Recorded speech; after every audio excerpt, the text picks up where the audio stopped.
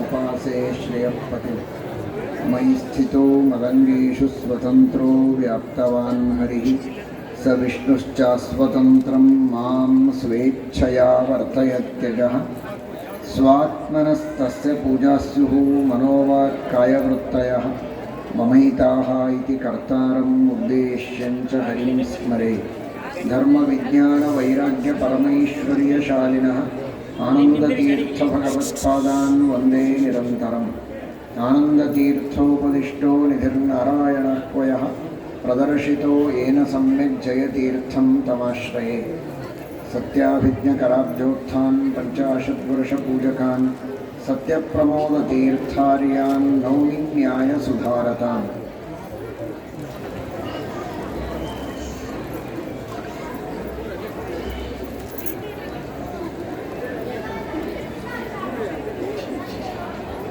ಇವತ್ತು ಬಹಳ ಉತ್ತಮವಾದಂತಹ ಕಾರ್ಯ ಗುರುರಾಜ ಪಾದಯಾತ್ರಾ ಅಷ್ಟೋತ್ತರ ಭಜನಾ ಮಂಡಳಿಯ ವತಿಯಿಂದ ಸುಮಾರು 40 ಒಟುಗಳಿಗೆ ಧರ್ಮೋಪನಯನದ ಕಾರ್ಯಕ್ರಮವನ್ನು ಮಾಡಿದ್ದಾರೆ. ಉಪನಯನ ಸಂಸ್ಕಾರ ಒಂದು ಒಟುವಿಗೆ ಆಗತ್ತೆ ಅಂದರೆ ಒಬ್ಬ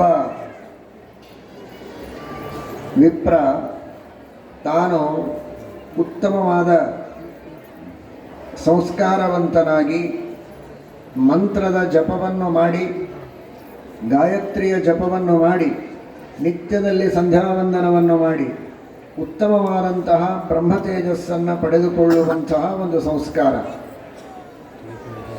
ಕಂಡಲ್ಲಿ ತಿನ್ನುವಂತೆ ಕಂಡಲ್ಲಿ ಮನಸ್ಸಿಗೆ ಬಂದ ರೀತಿಯಲ್ಲಿ ವರ್ತನೆ ಮಾಡುವಂತೆ ಇಲ್ಲ. ಶುದ್ಧವಾದ ಆಹಾರವನ್ನು ಸ್ವೀಕಾರ ಮಾಡಬೇಕು, ದೇವರಿಗೆ ನಿವೇದಿತವಾದ ಅನ್ನವನ್ನು ಸ್ವೀಕಾರ ಮಾಡಬೇಕು, ತಪ್ಪದೆ ತ್ರಿಕಾಲ ಸಂಧ್ಯಾವಂದನ ಮಾಡಬೇಕು. ಈ ಎಲ್ಲ ಪಾಲಕರು ಉಪನಯನವನ್ನು ಅತ್ಯಂತ ಶ್ರದ್ಧೆಯಿಂದ ಮಾಡಿಸಿದ್ದೀರಿ, ಬಹಳ ಸಂತೋಷದ ಸಂಗತಿ. ಆದರೆ ಅಷ್ಟೇ ದೊಡ್ಡ ಕರ್ತವ್ಯ ಏನು ಅಂದರೆ ನಿತ್ಯದಲ್ಲಿಯೂ ಮಕ್ಕಳು ತ್ರಿಕಾಲ ಸಂಧ್ಯಾವಂದನ ಮಾಡುವಂತೆ ವ್ಯವಸ್ಥೆ ಮಾಡುವುದು ನಿಮ್ಮ ಕರ್ತವ್ಯ. ವಿದ್ವಾಂಸರ ಹತ್ತಿರ ಗುರುಕುಲಗಳಲ್ಲಿ ಅವರನ್ನು ಕಳಿಸಿ ಸಂಧ್ಯಾವಂದನವನ್ನು ಚೆನ್ನಾಗಿ ಕಲಿಯುವಂತೆ ಮಾಡಿ ಅವರು ನಿತ್ಯದಲ್ಲಿಯೂ ಮನೆಯಲ್ಲಿ ಸಂಧ್ಯಾವಂದನ ಮಾಡಬೇಕು, ಅಗ್ನಿ ಕಾರ್ಯ ಮಾಡಬೇಕು. ಹಾಗೆ ಅವರಿಗೆ ಪ್ರೋತ್ಸಾಹ ಕೊಟ್ಟು ಪ್ರಚೋದನೆಯನ್ನು ಕೊಟ್ಟು ಮಾಡದೇ ಇದ್ದರೆ ಊಟಕ್ಕೆ ಹಾಕೋದಿಲ್ಲ ಅನ್ನುವ ಹೆದರಿಕೆಯನ್ನು ಅವರಿಗೆ ತೋರಿಸಿ ಪ್ರೀತಿಯಿಂದಲೂ ಹೇಳಿ ಅವರಿಂದ ಸಂಧ್ಯಾವಂದನವನ್ನು ಮಾಡಿಸಲೇಬೇಕು. ಗುರುಕುಲಕ್ಕೆ ಕಳಿಸಿ ಆಚಾರ್ಯರ ಹತ್ರ ಕಳಿಸಿ ಅಂತ ಈ ಥರ ಹೇಳೋ ಸಂದರ್ಭ ಬರಬಾರ್ದು. ನಿಜವಾಗಿ ನೀವೇ ಮನೆಯಲ್ಲಿ ಕಲಿಸ್ರಿ ಅಂತ ಹೇಳಬೇಕು. ಕೆಲವರಿಗೆ ಕಲಿಸ್ಲಿಕ್ಕೆ ಆಗೋದಿಲ್ಲ ಅನ್ನೋದಕ್ಕೆ ಮಕ್ಕಳಿಂದ ಸಂಧ್ಯಾವಂದನ ಮಾಡಿಸೋದನ್ನೇ ನಿಲ್ಲಿಸಬಾರದು ಅನ್ನುವ ದೃಷ್ಟಿಯಲ್ಲಿ ಕೊನೆ ಪಕ್ಷ ವಿದ್ವಾಂಸರಿಂದ ಹೇಳಿಸಿ ಸಂಧ್ಯಾವಂದನವನ್ನು ಮಾಡಿಸಬೇಕು. ಬ್ರಹ್ಮತೇಜೋ ಬಲಂ ಬಲಂ. ನಿಮಗೆಲ್ಲ ಗೊತ್ತು ಎಷ್ಟು ಆಪತ್ತುಗಳು, ಎಷ್ಟು ತರಹದ ಸಮಸ್ಯೆಗಳು, ಕಷ್ಟಗಳು ಇವತ್ತಿನ ಕಾಲದಲ್ಲಿ ಎದುರಿಸಬೇಕಾಗಿದೆ ಅಂತ. ಶಿಕ್ಷಣದ ಸಮಸ್ಯೆ ಇದೆ, ಉದ್ಯೋಗದ ಸಮಸ್ಯೆಯೂ ಇದೆ, ಇದಲ್ಲದೆ ನಾನಾ ವಿಧವಾದ ಕೌಟುಂಬಿಕ ಸಮಸ್ಯೆಗಳು, ರಾಷ್ಟ್ರೀಯವಾದಂತಹ ದೊಡ್ಡ ದೊಡ್ಡ ಸಮಸ್ಯೆಗಳು ಎಲ್ಲವನ್ನೂ ಎದುರಿಸ್ತಾ ಇದ್ದೆ. ಅಂತಹ ಎಲ್ಲ ಸಮಸ್ಯೆಗಳಿಗೂ ಒಂದೇ ಒಂದು ರಾಮಬಾಣ ಅಂದರೆ ಅದು ಗಾಯತ್ರಿ ಮಂತ್ರದ ಜಪ, ಸಂಧ್ಯಾವಂದನ. ಅಂತಹ ದೊಡ್ಡ ಶಕ್ತಿ ಆ ಗಾಯತ್ರಿ ಮಂತ್ರದಲ್ಲಿದೆ. ಇದೇ ಗಾಯತ್ರಿ ಮಂತ್ರವನ್ನು ಜಪ ಮಾಡಿ ಸಿದ್ಧಿ ಮಾಡಿಕೊಂಡಂತಹ ಮಹಾನುಭಾವರು ವಿಶ್ವಾಮಿತ್ರರು ಪೂರ್ವದಲ್ಲಿ ವಸಿಷ್ಠರಿಂದ ಸೋತು ಅವರ ಬ್ರಹ್ಮತೇಜಸ್ಸಿಗೆ ಏನೂ ಉತ್ತರ ಕೊಡಲಿಕ್ಕಾಗದೆ ಬ್ರಹ್ಮತೇಜೋ ಬಲಂ ಬಲಂ ಅಂತ ಹೇಳಿದವರು ತಾವು ನಿರಂತರವಾಗಿ ತಪಸ್ಸು ಮಾಡಿ ಬ್ರಹ್ಮದೇವರಿಂದ ಬ್ರಹ್ಮರ್ಷಿತ್ವವನ್ನು ಪಡೆದು ಗಾಯತ್ರಿ ಮಂತ್ರದ ದರ್ಶನವನ್ನು ಮಾಡಿಕೊಂಡು ಇಡೀ ಜಗತ್ತಿಗೆ ಅದರ ಮಹತ್ವವನ್ನು ತೋರಿಸಿಕೊಟ್ಟವು. ಹೊಸ ಸ್ವರ್ಗವನ್ನೇ ನಿರ್ಮಾಣ ಮಾಡುವಂತಹ ಸಾಮರ್ಥ್ಯವನ್ನು ಪಡೆದುಕೊಂಡವು. ಅಂತಹ ಮಹಾಶಕ್ತಿ ಸಾಮರ್ಥ್ಯಗಳನ್ನು ಕೊಟ್ಟದ್ದು ಅದು ಗಾಯತ್ರಿ ಮಂತ್ರ. ಇವತ್ತು ವಿಶ್ವಾಮಿತ್ರರಂತೆ ಹೊಸ ಸ್ವರ್ಗವನ್ನು ನಿರ್ಮಾಣ ಮಾಡುವ ಶಕ್ತಿ ನಮ್ಮ ಯಾರಲ್ಲಿಯೂ ಬರುವುದಕ್ಕೆ ಸಾಧ್ಯ ಇಲ್ಲ. ಅಷ್ಟು ದೊಡ್ಡ ಅಪೇಕ್ಷೆಯನ್ನು ಇಟ್ಟುಕೊಂಡ್ರೆ ಅದು ದೊಡ್ಡ ಪಾಪವೂ ಹೌದು. ದೊಡ್ಡವರ ಸ್ಥಾನಮಾನಗಳನ್ನು ಯೋಗ್ಯತೆಯನ್ನು ಯಾರೂ ಅಪೇಕ್ಷೆ ಪಡೋ ಹಾಗಿಲ್ಲ. ಆದರೆ ಗಾಯತ್ರಿ ಮಂತ್ರದ ಜಪವನ್ನು ಚೆನ್ನಾಗಿ ನಿತ್ಯದಲ್ಲಿ ಮಾಡುವಂತಹ ಮಕ್ಕಳು ಮನೆಯಲ್ಲಿ ಇದ್ದರೆ ಹೊಸ ಸ್ವರ್ಗದ ನಿರ್ಮಾಣ ಆಗದೇ ಇದ್ದರೂ ಇದ್ದ ಮನೆ ನರಕ ಆಗದೇ ಇದ್ದ ಹಾಗೆ ಇರ್ತದೆ. ಒಳ್ಳೆ ಸಭ್ಯವಾದಂತಹ ವಾತಾವರಣ, ಪ್ರೀತಿ ವಿಶ್ವಾಸಗಳು, ಹಿರಿಯರು ಗುರುಗಳು ದೊಡ್ಡವರು ಅನ್ನುವಂತಹ ಆದರ ಗೌರವಗಳು, ತಂದೆ ತಾಯಿಗಳ ಬಗ್ಗೆ ಒಂದು ವಿಶ್ವಾಸ, ಅವರ ಮಾತನ್ನು ಕೇಳಬೇಕು ಅನ್ನುವಂತಹ ಒಂದು ವಿನಯ, ಈ ಪ್ರವೃತ್ತಿ ಇದ್ದರೆ ಮನೆಯೇ ಒಂದು ಅರ್ಥದಲ್ಲಿ ಸ್ವರ್ಗವಾಗುತ್ತೆ. ಆ ರೀತಿಯ ಶಕ್ತಿ ನಮ್ಮ ಮಕ್ಕಳಲ್ಲಿ ಬರಬೇಕು. ಅವರು ತಮ್ಮ ಒಳ್ಳೆ ಬುದ್ಧಿವಂತಿಕೆಯಿಂದ ಉತ್ತಮ ವಿದ್ಯಾವಂತರಾಗಿ ಲೌಕಿಕ ವಿದ್ಯೆಯನ್ನು ಜೀವನಕ್ಕೋಸ್ಕರ ಪಡೆದುಕೊಳ್ಳುವುದು ಒಂದು ಕಡೆಗೆ, ಇನ್ನೊಂದು ಕಡೆಗೆ ಅಧ್ಯಾತ್ಮ ವಿದ್ಯೆಯನ್ನು ಪಡೆದುಕೊಂಡು ಒಳ್ಳೆ ಶಾಸ್ತ್ರದ ಜ್ಞಾನವನ್ನು, ಸ್ತೋತ್ರ ಮಂತ್ರಗಳನ್ನು ಎಲ್ಲವನ್ನು ಪಡೆದುಕೊಂಡು ಧಾರ್ಮಿಕ ಒಬ್ಬ ನಾಗರಿಕನಾಗಿ ಮುಂದೆ ಅವನು ಇರಬೇಕು. ಮನೆಯಲ್ಲಿ ಧರ್ಮದ ವಾತಾವರಣ ಇರೋ ಹಾಗೆ ಅವನು ನಡೆಸಿಕೊಂಡು ಹೋಗಬೇಕು ಅಂದರೆ ಅದು ಬಹಳ ಮಹತ್ವದ್ದು. ಇದು ಅನಿವಾರ್ಯವಾಗಿ ಶಾಲಾ ಕಾಲೇಜುಗಳಿಗೆ ಕಳಿಸುವಂತಹ ವ್ಯಕ್ತಿಗಳಿಗೆ ಹೇಳಿದ್ದು. ಇಲ್ಲಿ ಬಂದಂತಹ 40 ಜನ ಹಾಗೂ ಕೆಲವು ದಿನಗಳ ಹಿಂದೆ ಮುಂಜೆ ಮಾಡಿಕೊಂಡಂಥವರು ಒಂದು 60-70 ಜನ ಇವತ್ತು ಇಲ್ಲಿ ಉಪದೇಶವನ್ನು ತೆಗೆದುಕೊಂಡಿದ್ದಾರೆ. ಆ ಎಲ್ಲ ತಂದೆ ತಾಯಿಗಳಲ್ಲಿ ಈ ಮೂಲಕ ತಿಳಿಸೋದು, ಯಾರು ಉತ್ತಮ ವಿದ್ವಾಂಸರಾಗಿ ತಾವು ಮಾತ್ರ ಅಲ್ಲ ಸಮಾಜದಲ್ಲಿ ನೂರಾರು ಜನ ಸಾವಿರಾರು ಜನ ಧರ್ಮ ಮಾರ್ಗದಲ್ಲಿ ಬರುವಂತೆ ಅವರಿಗೆ ಒಳ್ಳೆ ಪ್ರಚೋದನೆಯನ್ನು ಮಾಡಿ ಒಂದು ದೊಡ್ಡದಾದ ಧಾರ್ಮಿಕವಾದ ಸಾಮಾಜಿಕವಾದ ಕ್ರಾಂತಿಯನ್ನು ಮಾಡುವ ಮಕ್ಕಳು ನಿಮ್ಮ ಮಕ್ಕಳಾಗಬೇಕು ಅಂತ ಅಪೇಕ್ಷೆ ಇದ್ದವರು ಅವಶ್ಯವಾಗಿ ವಿದ್ಯಾಪೀಠಕ್ಕೆ ನಿಮ್ಮ ಮಕ್ಕಳನ್ನು ಕಳಿಸಿಕೊಡಿ.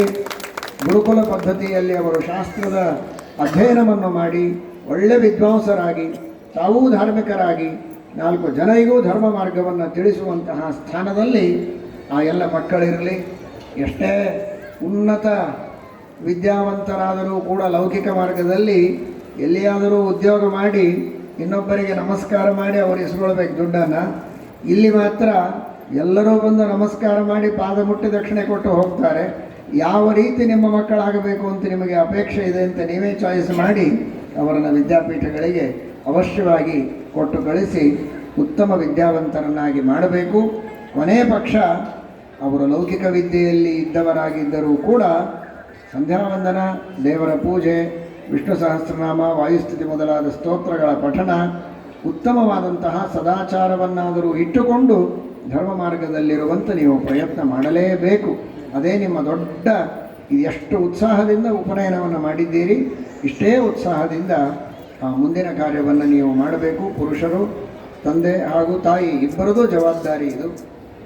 ಅಂತಹ ಒಂದು ಉತ್ತಮವಾದ ಕಾರ್ಯವನ್ನು ನಮ್ಮ ಗುರುರಾಜ ಪಾದಯಾತ್ರಾ ಮಂಡಳಿ ಮಾಡಿದ್ದು ಅತ್ಯಂತ ಅಭಿನಂದನೀಯವಾದದ್ದು.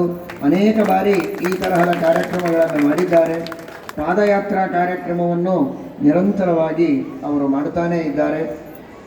ಮಳಖೇಡದ ಪಾದಯಾತ್ರೆ, ತಿರುಪತಿ ಪಾದಯಾತ್ರೆ, ಮಂತ್ರಾಲಯ ಪಾದಯಾತ್ರೆ, ಹೀಗೆ ಅನೇಕ ಪಾದಯಾತ್ರೆಗಳನ್ನು ಮಾಡ್ತಾ ಇದ್ದದ್ದು ಆ ಎಲ್ಲ ಗುರುಗಳ ಒಂದು ವಿಶೇಷವಾದ ಅನುಗ್ರಹ, ರಾಯರ ಅನುಗ್ರಹ, ಟೀಕಾರಾಯರ ಅನುಗ್ರಹ, ವೆಂಕಟೇಶ ದೇವರ ಒಂದು ವಿಶೇಷವಾದ ಅನುಗ್ರಹ, ಮೂಲರಾಮದೇವರ, ದಿಗ್ವಿಜಯ ರಾಮದೇವರ, ವೇದವ್ಯಾಸ ದೇವರ ಅನುಗ್ರಹ.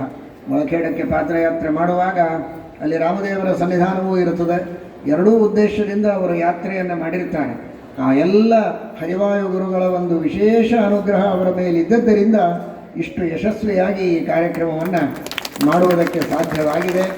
ಇನ್ನೂ ಹೆಚ್ಚು ದೇವರು ಆ ಎಲ್ಲ ಸದಸ್ಯರಿಗೆ ಶಕ್ತಿ ಕೊಡಲಿ, ಚೆನ್ನಾಗಿ ಪಾದಯಾತ್ರೆಯನ್ನು ಮಾಡಿಸಲಿ, ವಿಶೇಷವಾಗಿ ಇಂತಹ ಧಾರ್ಮಿಕವಾದ ಕಾರ್ಯಗಳನ್ನು ಅವರಿಂದ ಮಾಡಿಸಲಿ. ಮುಖ್ಯವಾಗಿ ಅವರಿಗೆ ಈ ಎಲ್ಲ ಸಂಘದವರಿಗೂ ಶಾಸ್ತ್ರಗಳ ಶ್ರವಣ ಮಾಡುವ ಸೌಭಾಗ್ಯವನ್ನು ಕೊಟ್ಟು ಒಳ್ಳೆ ಜ್ಞಾನ ಬರಬೇಕು. ಕರ್ಮಣ ಜ್ಞಾನ ಮಾತನೋತಿ ಅಂತ ಹೇಳಿದ್ದಾರೆ. ಉತ್ತಮ ಶಾಸ್ತ್ರಾಭ್ಯಾಸವನ್ನು ಮಾಡಿ ಜ್ಞಾನವನ್ನು ಪಡೆದುಕೊಳ್ಳುವ ಸೌಭಾಗ್ಯವನ್ನು ಕೂಡ ದೇವರು ಕರುಣಿಸಲಿ ಎಂಬುದಾಗಿ ಪ್ರಾರ್ಥನೆಯನ್ನು ಮಾಡುತ್ತೇವೆ. ಈ ಉಪನಯನದ ಸಂದರ್ಭದಲ್ಲಿ ಉಪನಯನದ ಭಟುಗಳಿಗೆ ಮಾತ್ರ ಅಲ್ಲ, ಇಲ್ಲಿ ಯಾರ್ಯಾರು ಸಂಧ್ಯಾವಂದನವನ್ನು ಉಪನಯನವಾಗಿದ್ದರೂ, ಮದುವೆಯಾಗಿದ್ದರು, ಮಕ್ಕಳು ಮೊಮ್ಮಕ್ಕಳಾಗಿದ್ದರು, ಇನ್ನೂ ಸಂಧ್ಯಾವಂದನ ಮಾಡ್ತಾ ಇಲ್ಲ, ಅವರೆಲ್ಲರೂ ಇವತ್ತಿನ ಈ ಉಪನಯನದ ಈ ಸಂಸ್ಕಾರದ ಸಂದರ್ಭದಲ್ಲಿ ಒಟ್ಟುಗೊಳ್ಳುವಂತೆ ನಾವು ಭಾವಿಸ್ತೇವೆ. ಅಷ್ಟೆಲ್ಲ ಜನರಿಗೆ ಸ್ಟೇಜ್ ಮೇಲೆ ಕರೆದು ಉಪದೇಶ ಮಾಡೋದಕ್ಕೆ ಸಾಧ್ಯ ಇಲ್ಲ. ಈ ಮೂಲಕವಾಗಿ, ಧ್ವನಿವರ್ಧಕದ ಮೂಲಕವಾಗಿಯೇ ಅವರೆಲ್ಲರಿಗೆ ಸಂಸ್ಕಾರದ ವರ್ಧನೆಯನ್ನು ಮಾಡಬೇಕಾಗಿದೆ. ಎಲ್ಲರೂ ಕೂಡ ಈ ಸಂದರ್ಭದಲ್ಲಿ ಪ್ರತಿಜ್ಞೆಯನ್ನು ಮಾಡಿ ರಾಮದೇವರ ಸನ್ನಿಧಾನದಲ್ಲಿ ಗಾಯತ್ರಿ ಮಂತ್ರದ ಜಪ, ಸಂಧ್ಯಾವಂದನ ಇಲ್ಲದೆ ಇರೋದಿಲ್ಲ. ನೀವು ಮಾಡಬೇಕು, ನಿಮ್ಮ ಮಕ್ಕಳು ಮೊಮ್ಮಕ್ಕಳಿಂದಲೂ ಮಾಡಿಸಬೇಕು, ಇಷ್ಟ ಮಿತ್ರರಿಂದಲೂ ಮಾಡಿಸಬೇಕು. ಧಿಯೋ ಯೋನ ಪ್ರಚೋದಯ. ದೇವರು ನಮಗೆ ಉತ್ತಮವಾದಂತಹ ಬುದ್ಧಿಯನ್ನು ಕೊಟ್ಟಿದ್ದಾನೆ. ಕೊಟ್ಟ ಬುದ್ಧಿಯನ್ನು ನಾವು ಇನ್ನೆಲ್ಲಿಯೋ ಉಪಯೋಗ ಮಾಡ್ತಾ ಇದ್ದೇವೆ. ಅದು ದೇವರ ವಿಷಯದಲ್ಲಿ ನಮ್ಮ ಬುದ್ಧಿ ಕೆಲಸ ಮಾಡಬೇಕು. ಧರ್ಮದ ವಿಷಯದಲ್ಲಿ ನಮಗೆ ಒಳ್ಳೆಯ ಬುದ್ಧಿ ಬರಬೇಕು. ಸಮಾಜ ಸೇವೆ ಮಾಡುವಂತಹ ಒಳ್ಳೆಯ ಬುದ್ಧಿ ಬರಬೇಕು. ಆ ತರಹದ ಬುದ್ಧಿಯನ್ನು ದೇವರು ಕೊಟ್ಟು ನಮ್ಮನ್ನು ಉದ್ಧಾರ ಮಾಡಲಿ, ಸನ್ಮಾರ್ಗದಲ್ಲಿ ನಡೆಯುವಂತೆ ಮಾಡಲಿ ಎಂಬುದಾಗಿ ಪ್ರಾರ್ಥನೆ ಮಾಡಿಕೊಂಡು ಎಲ್ಲರೂ ಉಪನಯನವಾದವರು ಎಲ್ಲರೂ ಸಂಧ್ಯಾವಂದನವನ್ನು ಮಾಡುವ ಪ್ರತಿಜ್ಞೆಯನ್ನು ಮಾಡಿ ಬಂದಂತಹ ಎಲ್ಲ ಭಗವದ್ಭಕ್ತರಿಗೂ ಒಟುಗಳಿಗೂ ವಿಶೇಷವಾಗಿ ಈ ಸಂದರ್ಭದಲ್ಲಿ ಹಿಂದೆ ಒಟುಗಳು ಕುಳಿತಿರಬಹುದು. ಆ ಎಲ್ಲ ಒಟುಗಳು ಕೂಡ ತಂದೆ ತಾಯಿಗಳು ಕೆಲವೊಮ್ಮೆ ಒತ್ತಾಯ ಮಾಡಿ ಮಕ್ಕಳಿಂದ ಸಂಧ್ಯಾವಂದನ ಮಾಡಿಸುವ ಸಂದರ್ಭ ಇದ್ದರೆ ಅವರು ಸಂಧ್ಯಾವಂದನ ಮಾಡಿದ್ರೇ ಊಟಕ್ಕೆ ಹಾಕ್ತೇವೆ, ಫಲಾರ ಕೊಡ್ತೇವೆ ಅಂತ ಹೇಳಬೇಕು. ವಿಪರೀತ ಇರುತ್ತೆ ಕೆಲವು ಮನೆಗಳಲ್ಲಿ. ಅದೆಲ್ಲ ಅಷ್ಟೆಲ್ಲ ಮಾಡಿ ಏನು ಮಾಡ್ತೀರಿ, ತಿಂದುಬಿಡ್ರಿ, ಊಟ ಮುಗಿಸ್ರಿ, ನೋಡೋಣ ಸಮಯ ಸಿಕ್ಕಾಗ ಸಂಧ್ಯಾವಂದನ ಯಾವಾಗಾದರೂ ಮಾಡಿರಿ, ನಿಮ್ಮ ಅಪ್ಪನೇ ಮಾಡಿಲ್ಲ ನೀ ಏನು ಮಾಡ್ತೀವಿ ಅಂತ ಅನ್ನೋರು ಇದ್ದಾರೆ. ಅಂಥ ಸಂದರ್ಭ ಇದ್ದಾಗ ಮಕ್ಕಳು ಹಠ ಹಿಡಿಯಬೇಕು. ಸಂಧ್ಯಾವಂದನ ಮಾಡದೆ ಒಂದು ಹನಿ ನೀರು ನಾನು ಬಾಯಿಯಲ್ಲಿ ಹಾಕೋದಿಲ್ಲ ಅನ್ನುವ ಹಠವನ್ನು ಮಕ್ಕಳು ಮಾಡಿ ಸಂಧ್ಯಾವಂದನವನ್ನು ಮಾಡಿ ಉತ್ತಮ ಬುದ್ಧಿವಂತರಾಗಿ ಸನ್ಮಾರ್ಗದಲ್ಲಿ ಇರುವಂತೆ ಆಗಬೇಕು ಎಂಬುದಾಗಿ ಈ ಸಂದರ್ಭದಲ್ಲಿ ತಿಳಿಸ್ತೇವೆ. ಮತ್ತೊಮ್ಮೆ ನಮ್ಮ ಗುರುರಾಜ ಪಾದಯಾತ್ರಾ ಮಂಡಳಿಗೆ ದೇವರು ವಿಶೇಷವಾಗಿ ಅನುಗ್ರಹವನ್ನು ಮಾಡಿ ಎಲ್ಲ ಕಾರ್ಯಗಳಲ್ಲಿ ಯಶಸ್ಸನ್ನು ಕೊಡಲಿ ಅಂತ ಪ್ರಾರ್ಥನೆ ಮಾಡ್ತೀವಿ. ಹರೇ ನಮಃ. ಶ್ರೀಕೃಷ್ಣ ಅರ್ಪಣ.